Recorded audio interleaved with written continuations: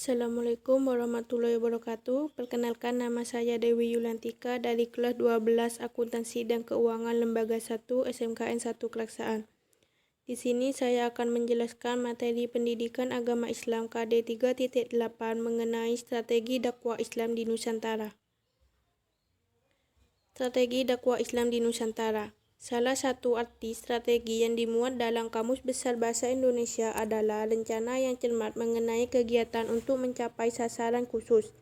Dalam konteks dakwah Islam, strategi dakwah yang dimaksud adalah kegiatan-kegiatan yang dilakukan oleh para mubalik yang membawa misi Islam di dalamnya.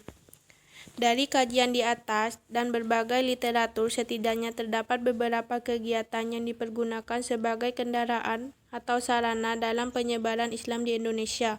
Di antaranya adalah perdagangan, perkawinan, pendidikan, kesenian, dan tasawuf. Berikut uraian singkat mengenai hal tersebut. 1. Perdagangan. Pada tahap awal, saluran yang dipergunakan dalam proses Islamisasi di Indonesia adalah perdagangan. Hal itu dapat diketahui melalui adanya kesibukan lalu lintas perdagangan pada abad ke-7 Masehi hingga abad ke-16 Masehi. Aktivitas perdagangan ini banyak melibatkan bangsa-bangsa di dunia, termasuk bangsa Arab, Persia, India, Cina, dan sebagainya. Mereka turut ambil dalam bagian perdagangan di negeri-negeri bagian barat, tengah, dan timur benua Asia.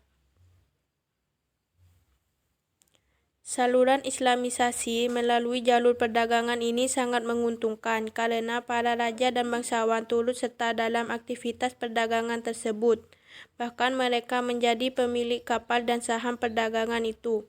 Fakta sejarah ini dapat diketahui berdasarkan data dan informasi penting yang dicatat Tome Pires bahwa para pedagang muslim banyak yang bermukmin di pesisir Pulau Jawa yang ketika itu penduduknya masih kafir. Mereka berhasil mendirikan masjid-masjid dan mendatangkan mula-mula dari luar, sehingga jumlah mereka semakin bertambah banyak. Dalam perkembangan selanjutnya, anak keturunan mereka menjadi penduduk muslim yang kaya raya. 2. Perkawinan. Dari aspek ekonomi, para pedagang muslim memiliki status sosial ekonomi yang lebih baik daripada kebanyakan penduduk pribumi. Hal ini menyebabkan banyak penduduk pribumi, terutama para wanita yang tertarik untuk menjadi istri para saudagar muslim. Hanya saja ada ketentuan hukum Islam, bahwa para wanita yang akan dinikahi harus diislamkan terlebih dahulu. Para wanita dan keluarga mereka tidak merasa keberatan karena proses pengislaman hanya dengan mengucapkan 2 kalimat syahadat tanpa upacara atau ritual rumit lainnya. Jalur perkawinan ini lebih menguntungkan lagi apabila terjadi di antara saudagar muslim dengan anak bangsawan atau anak raja atau anak adipati. Karena raja, adipati, atau bangsawan itu memiliki posisi penting dalam masyarakatnya sehingga mempercepat proses islamisasi. 3. Pendidikan.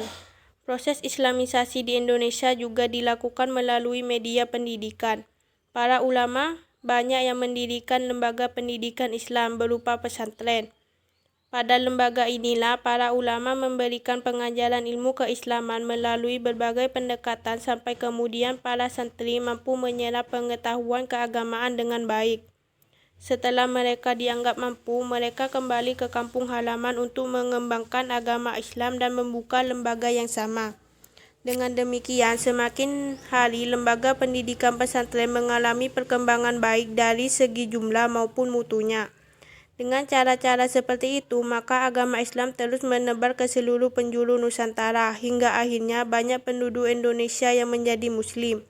Oleh karena itu, dapat dikatakan bahwa model pendidikan pesantren yang tidak mengenal kelas menjadi media penting di dalam proses penyebaran Islam di Indonesia. Bahkan kemudian diadopsi untuk pengembangan pendidikan keagamaan pada lembaga-lembaga pendidikan sejenis di Indonesia. 4. Tasawuf. Jalur lain yang juga tidak kalah pentingnya dalam proses islamisasi di Indonesia adalah tasawuf. Salah Satu sifat khas dari jalan ini adalah akomodasi pada budaya lokal, sehingga menyebabkan banyak masyarakat Indonesia yang tertarik menerima ajaran tersebut.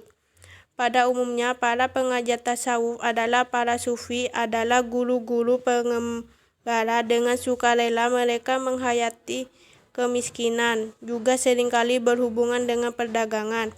Mereka yang telah bercampur dengan ajaran yang sudah dikenal luas masyarakat Indonesia. Mereka mahir dalam hal magis dan memiliki kekuatan menyembuhkan. Di antara mereka ada juga yang menikahi anak-anak perempuan para bangsawan setempat. Dengan tasawuf, bentuk Islam yang diajarkan kepada para penduduk pribumi mempunyai persamaan dengan alam pikiran mereka yang sebelumnya memeluk agama Hindu, sehingga ajaran Islam mudah diterima mereka.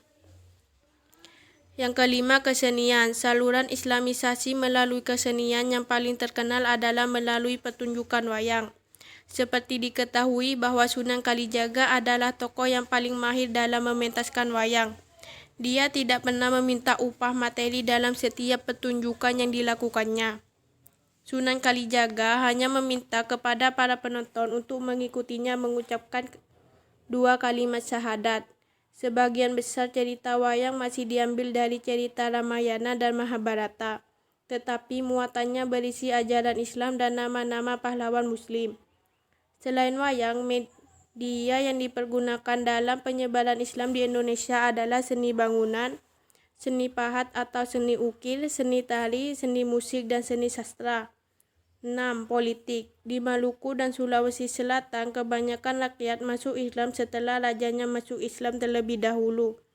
Pengaruh politik raja sangat membantu tersebarnya Islam di wilayah ini. Jalur politik juga ditempuh ketika kerajaan Islam menaklukkan kerajaan non-Islam, baik di Sumatera, Jawa, maupun Indonesia bagian timur. Sekian penjelasan dari saya, kurang lebihnya mohon maaf. Wassalamualaikum warahmatullahi wabarakatuh.